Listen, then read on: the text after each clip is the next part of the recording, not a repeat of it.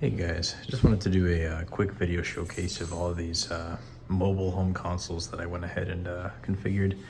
I have a lot of these configured to go ahead and play fully on the go. Mostly if I want to like just hang out at like a cafe or something and I just want to play any particular system. I'll go ahead and bring one of these, and I just figured I'd go ahead and finally showcase these.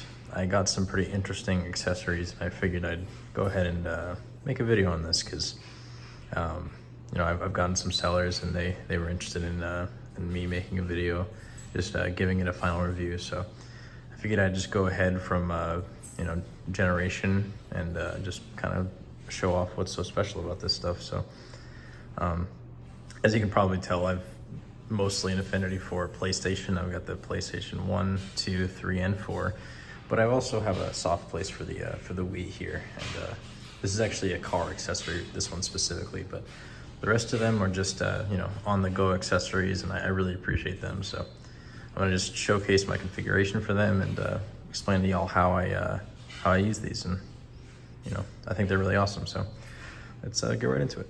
All right, we're gonna start with the oldest console I own, the PS1 Slim. The setup for this one's pretty simple. I've got a PS4 controller. I actually went ahead and put some electrical tape on it to keep the light from shining through because it's really bright. So I put that through, and I also put it on the top little touch bar because I really don't use this for the PS4 that much. Although I will obviously show you the PS4 later. But I haven't noticed any issues even with the tape on it, so it should be fine. I use the blue retro adapter to go ahead and play with the PS4 controller on the PS1 and the PS2. And I have the MemCard Pro 2 for the 1 and 2. Super great setup. I also have the HipGear battery here. I modded this to have 2 lithium-ion batteries in it. Total capacity is 30,000 milliamp hours. It plays for about 3 hours, so super convenient. I carry this in a little, like a European exclusive shoulder bag for the PS1. It all fits in there, even with a protector for the PS3, or sorry, PS4 controller. That way it doesn't get stick drift. But yeah, I'll just configure it real quick to show you how I play this. Just put in the blue retro adapter, the memory card, and then you go ahead and mount this on here. You go ahead and plug in the console, and you power this bad boy on. Just go ahead and press the power button and then turn on the battery so it can output some power.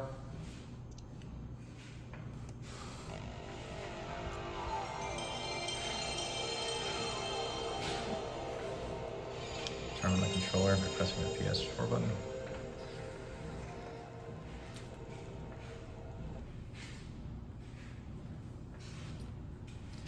And I should mention that this is a PSIO modded PS1 Slim. It has an ODE here. I'll let you figure out how you acquire the ROMs for these games, but I'll load up some Crash. I'll show you that this works really well. Again, this is fully removed from any kind of AC power. This is entirely to do with the battery pack on the back, so it works really well. Super portable. Sorry about that, I had to do a quick cut. I sneezed, and it's pretty loud. So let me just show you real quick that the load game feature does work with the mem card. So I've got a Crash save file here. I've got a few Big Red Story and one Final Fantasy. But let me go ahead and load up Crash just to show you that the MemCard Pro 2 does work quite well on the PS1. So this is the first level, so you can tell you know, the save actually did work. I'll go ahead and load this level. I'm very bad at this game, but I just wanted to show you real quick that it does in fact work.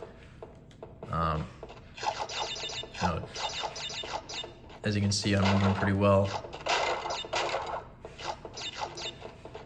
And you know, the speed that this runs at is really good. The delay on the actual inputs are not bad at all. I think it's, you know, totally tolerable. I honestly don't really even notice a delay, but then again, I'm not the most technically, you know, advanced person as far as you know, things like this would go. So I wouldn't be you know, too trusting of my assessment on this kind of thing, but you know, I think it's super good. But yeah, now that y'all see everything works pretty good, the wireless controls work well. As you can see, I mean, it feels pretty instant. But yeah, that's kind of the gist. I'll go ahead and move on to the PS2 now. It's a little bit more complicated with that setup, but I've got a super cool accessory that I want to show you guys. All right, so this is actually a really, really unique setup. So y'all have seen the PS4 controller, these two accessories already, but this I've made a couple videos on already. This is the SMB kit from AliExpress that you can order. Any USB mass storage device can use with it.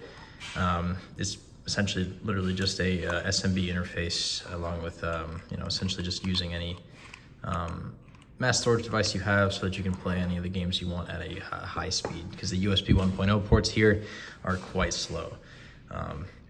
And the elephant in the room here is this big old battery on the bottom of this PS2 Slim. This is actually made by a electrical engineer. He goes by AM Gamer. Very, very high quality battery that he sent. It's a little pricey. It was $280, but it is a, like I said, very high quality battery. It has built-in fans, so 2 fans actually regulate the heat here. And it actually also has a, you know, a capacity test. So I guess I'm at around 50%. But I mean, you know, the ability to battery power a PS2 Slim is nuts to me. You just have to screw in a couple screws on the bottom and it works perfectly. I had absolutely no issues with it. It charges with USB-C. It's super convenient. These are the charge indicator lights here, so they'll actually blink as it charges. But it's super, super cool. I'll just go ahead and set up how I would if I were playing this outside, anywhere really. First thing I have to do is hook up this SMB kit so that I can play my games at full speed. So you just plug this into the Ethernet port. And then obviously you have to give the PS2 power. I'm gonna go ahead and turn this on. Power switch is here. So I'm not sure if you can hear that, probably not because I have some laundry going, but the little fans have turned on already. I'm not sure if you can hear that. Let me bring that close to the mic. Not sure if you can hear that, but they are going, and I'm sure that helps greatly with the regulation of temperature. And I just plug this in to give the SMB kit power. Obviously I need my controller input as well, the blue retro. And of course the mem card too. Now I have a JoyTech screen here. And I'll use that for this purpose as well. Let me actually move this forward a bit. You see me in my red shirt. Now I'm going to go ahead and power on the PS2 and power on the screen.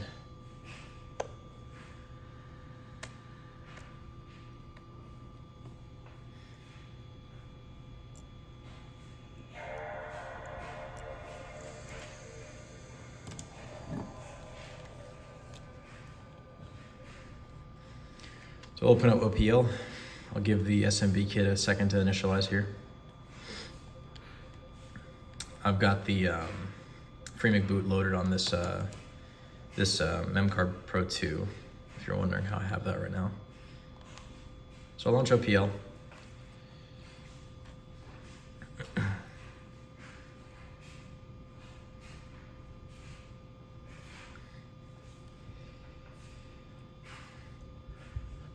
And I've got a video showing how I have this SMB kit loading my games through the settings, but I won't go over that right now.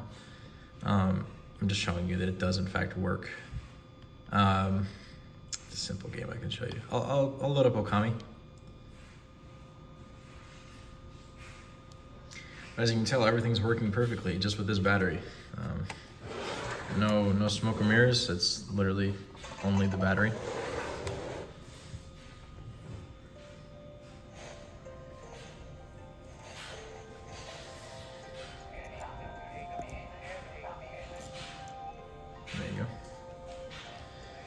turn up the volume on this too.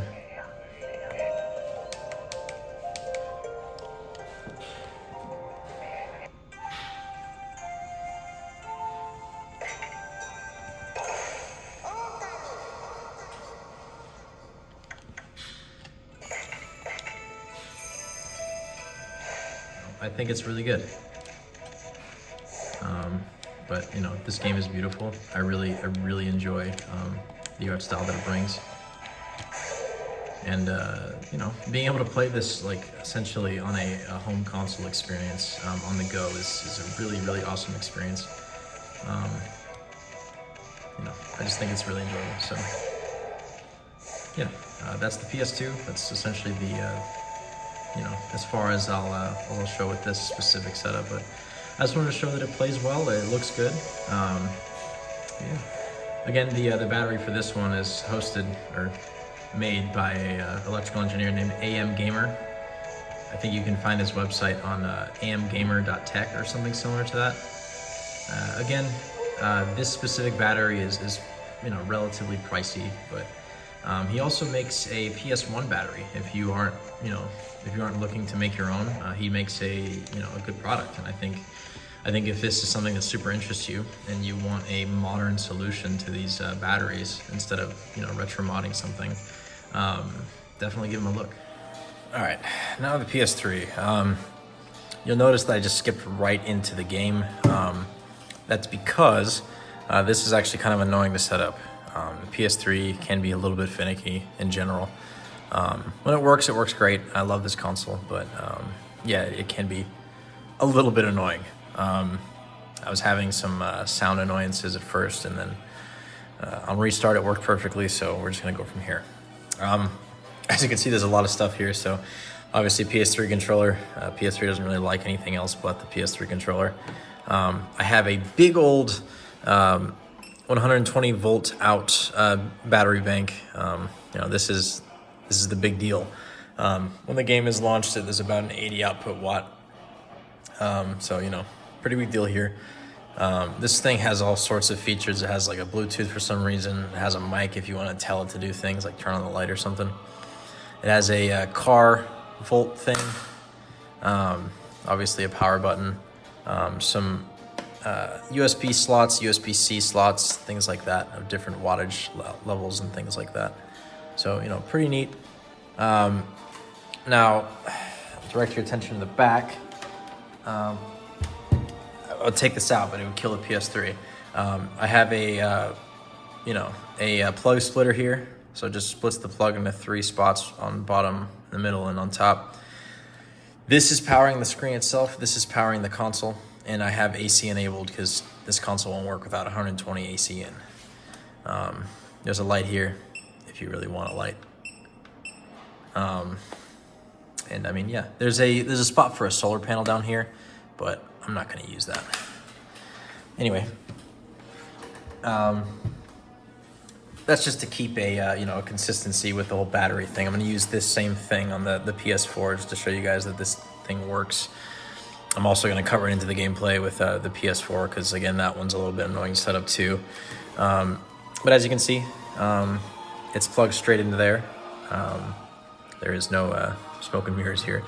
It's hooked up to an HDMI. This is actually the rarer version of the HORI screen attachable to the PS3. It has an HDMI input instead of the AV multi-out input that's hooked onto it. This is actually a removable HDMI cord. Like I said, this is independently powering the screen, so there is unfortunately a separate power source. But I mean, you know, for what this is great. There's speakers on the back. They sound pretty good. And the screen looks really good. It's capable of 1080p out. Most PS3 games straight up play at 720p anyway.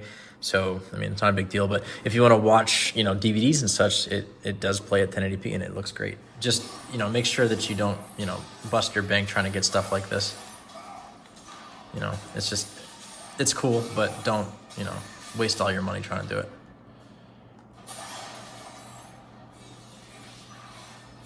But yeah, I personally really enjoy this. That's pretty much the extent of the gameplay I want to show you guys with this. Yeah, I'll go ahead and kill the PS3 and we'll move on to the PS4. That way I can show you guys the PS4 and lastly the Wii. they'll all be relying on this. Unfortunately, the PS1 and 2 are the only battery-powered ones that I have, so, you know, it is what it is, but they are awesome. Anyway, if you're wondering, super similar setup to the other, you know, setup. Oh, that's a little loud. Pick it up instead. It's got an independent power source and, of course, the barrel jack for the 120 volt in. I really wish I could, you know, make this fill the screen, but, you know, this is plenty good. For most apps, it works fine. You'll see that on the output watts, this is actually the most intense, which isn't surprising. Yeah, as you can see, it's looking pretty good. Surprisingly, it's the power hasn't gone crazy, but, you know. There's the mountain. Let's go. Oh, no, this isn't. Okay. It's fine. See? Father, help! Hang on! Hey! I'm slipping. Stay calm. Almost there.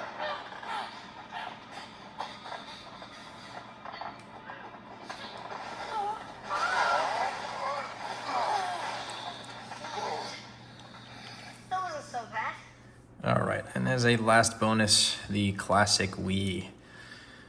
This works really well. This was actually meant to be on the back of a headrest. There's even like a leather attachment that I have that you can literally like strap around a car headrest, and I guess your kids could play, you know, the Wii. I don't know how well that would work, but there is actually a headphone jack on the side. You can see that. It is powered by just the brick through this battery here. As you can see, the wattage is really low. It's like less than 20 pretty consistently. Let's load up some Super Mario Bros. Just to show you that it's totally good.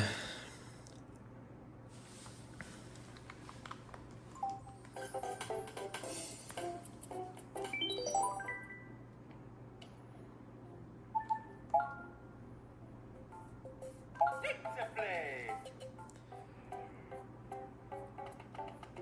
Pizza go. But I mean, yeah, I'm in a game, and it's running at 17 watts right now. I mean, come on now. You couldn't ask for better.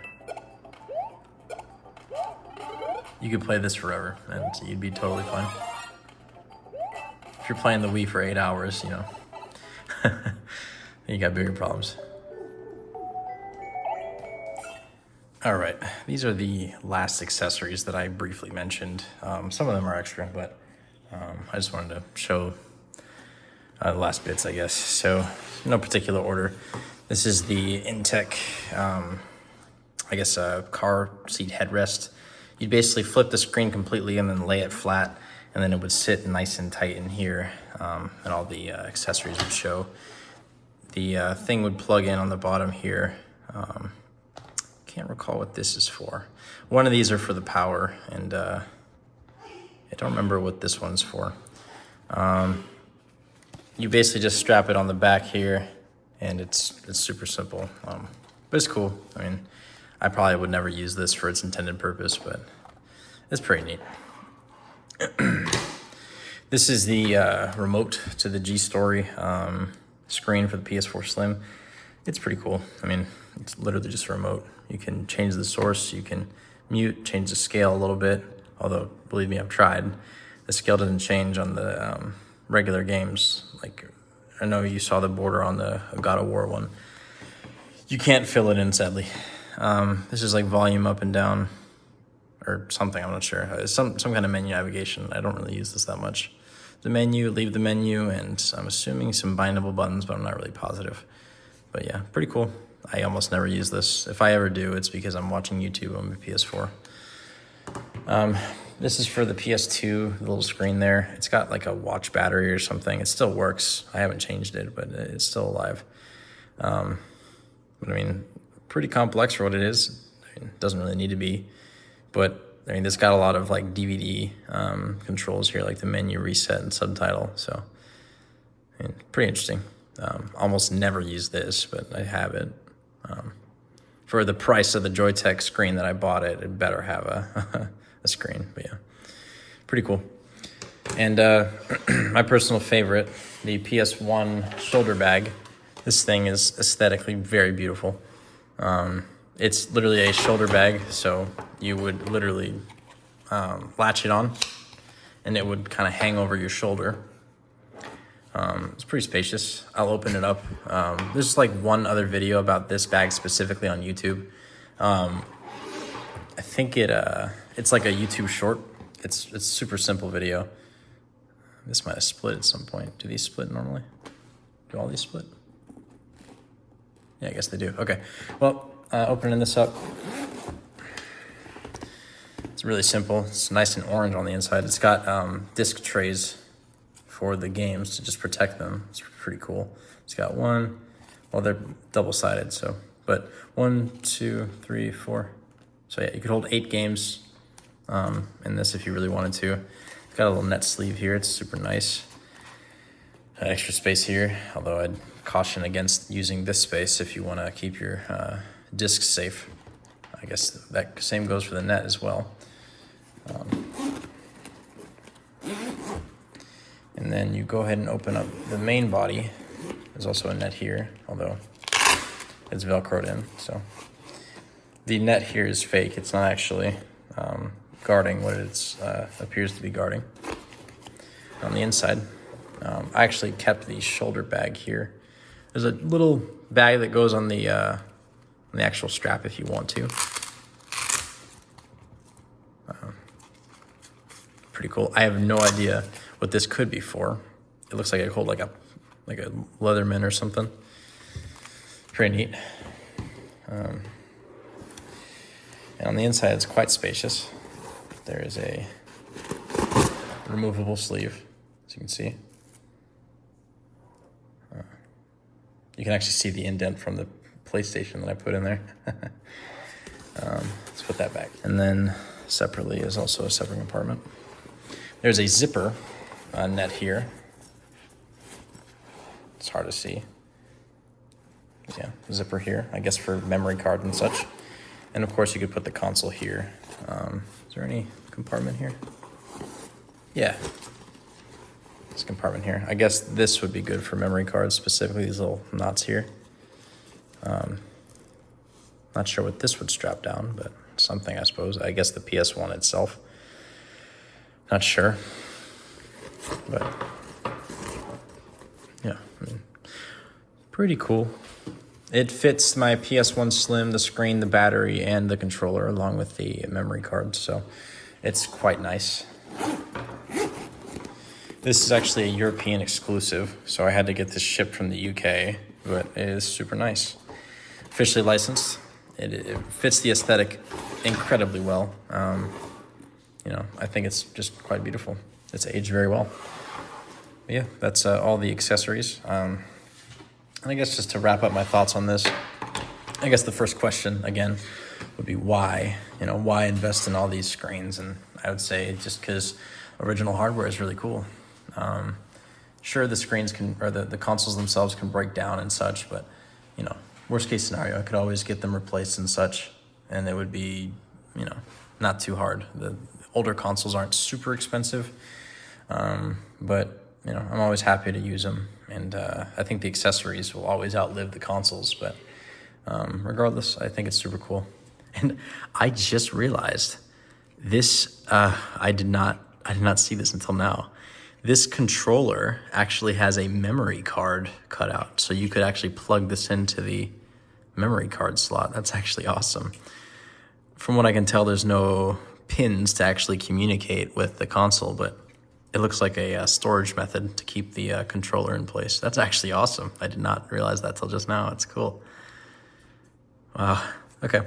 Anyway, that is the screen collection that I have. Hope you guys enjoyed. I think it's a really cool way to kind of diversify the way you go out and enjoy your time. So yeah, if you want to get a blast from the past, I guess look into these accessories.